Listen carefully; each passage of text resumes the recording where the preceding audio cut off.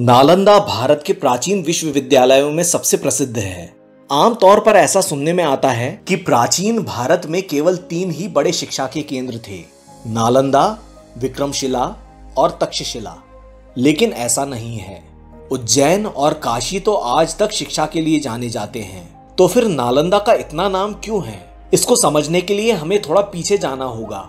नालंदा से सदियों पहले, ईसा से भी सदियों पहले भारत में ज्ञान परंपरा काफी पुरानी रही है। लेकिन इस बात पर अभी जरा भी शोध कार्य नहीं हुआ है कि शिक्षा के लिए भारत को कब से जाना जाने लगा था। हालांकि ईसा से सदियों पहले तक्षशिला एक बहुत बड़ा शैक्षणिक केंद्र बनकर उभरा जरूर था। ईसा पूर्व 3री और 2री शताब्दी में मौर्य काल में बौद्ध मत का काफी प्रचार प्रसार हुआ। उसके लगभग 200 वर्षों बाद कुषाण काल में इस प्रचार प्रसार को मानो पंख ही लग गए। बौद्ध मत के संगठन और संरचना की वजह से शैक्षणिक केंद्रों का संगठन और विस्तार भी आसान हो गया। जैसे चर्च और कॉन्वेंट की मदद से ईसाई शिक्षा केंद्र पनपे, तो भारत में भी कुषाण काल के आसपास कई बौद्ध शिक्षा केंद्र स्थापित हुए।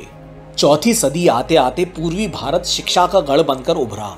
बिहार राज्य का तो नाम ही बौद्ध विहार से आता है। इसी समय उत्तर भारत में समुद्रगुप्त के दिग्विजय अभियानों से गुप्त साम्राज्य एक महाशक्ति बनकर उभरा।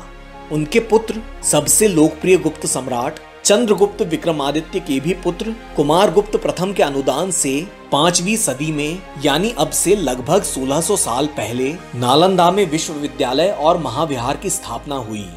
ये एक बड़ा ही विचित्र संयोग है कि जहां एक ओर गुप्त सम्राटों की छत्र छाया में नालंदा फल फूल रहा था, वहीं दूसरी ओर नालंदा की स्थापना के कुछ ही दशकों के अंदर मध्य एशिया से आए हूण हमलावरों ने तक्षशिला को नष्ट कर दिया। इससे नालंदा का महत्व और भी बढ़ गया।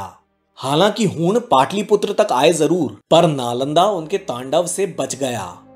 6ठी शताब्दी में गुप्त शासकों के पतन के बाद 7वीं शताब्दी में सम्राट हर्षवर्धन के काल में नालंदा दुनिया भर में प्रसिद्ध हो गया।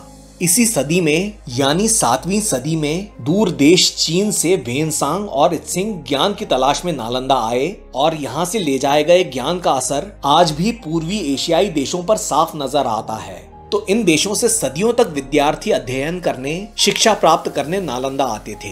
आप समझ सकते हैं कि ये क्षण भारतवर्ष के लिए कितने गर्व का क्षण होगा। नालंदा में कई विषयों पर अध्ययन होता था। दर्शन शास्त्र के अलावा गणित, वास्तुशास्त्र, विज्ञान की अनेक शाखाएं वगैरह। यहाँ एक बहुत बड़ा और प्रसिद्ध पुस्तकालय भी था, जहाँ लाखों दस्तावेज रखे रहते थे। इसके अलावा नालंदा का कला संस्कृति में भी काफी बड़ा योगदान था। भारतीय ज्ञान के जादू से अरब हमलावर भी नहीं बच पाए और भारत के गणित, विज्ञान और दर्शन शास्त्र ने अरबों के स्वर्ण युग में अभूतपूर्व योगदान दिया। उधर 8वीं सदी में बंगाल में पाल वंश का उदय हुआ, जो बौद्ध मत के अनुयायी थे। इनके काल में नालंदा की गरिमा अपने शिखर पर पहुंच गई। इस दौरान और भी कुछ महाविहार बने, जिनमें उदंतपुरी यानी आज का बिहार शरीफ, विक्रमशिला और सोमपुर सबसे बड़े थे। इनकी वजह से सारे पूर्वी एशिया में भारतीय संस्कृति का सदियों तक वर्चस्व रहा। 11वीं सदी में पाल वंश के पतन के बाद नालंदा की स्थिति थोड़ी कमजोर हुई, लेकिन क्षेत्रीय राजाओं के अनुदान पर यह विश्वविद्यालय बदस्तूर चलता रहा।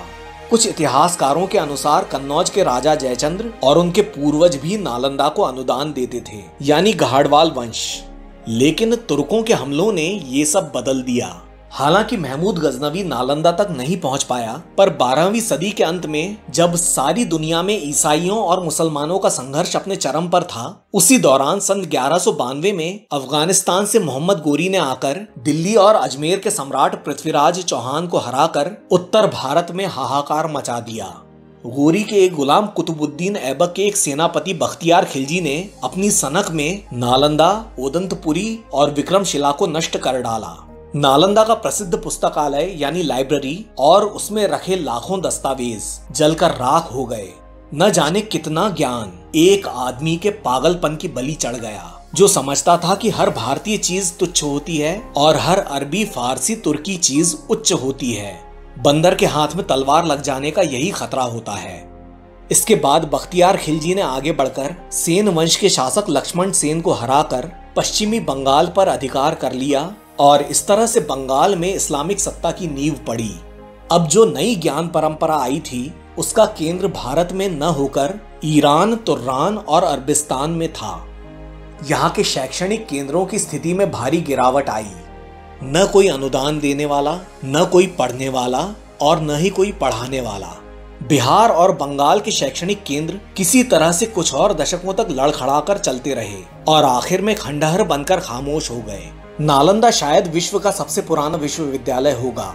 इस पर अभी और शोध करनी चाहिए, लेकिन भारतीय दृष्टिकोण से, क्योंकि कट्टर यूरोपियन इतिहासकारों के अनुसार विश्व का सबसे पुराना विश्वविद्यालय जो आज तक अस्तित्व में है वो है इटली के बोलोनिया में।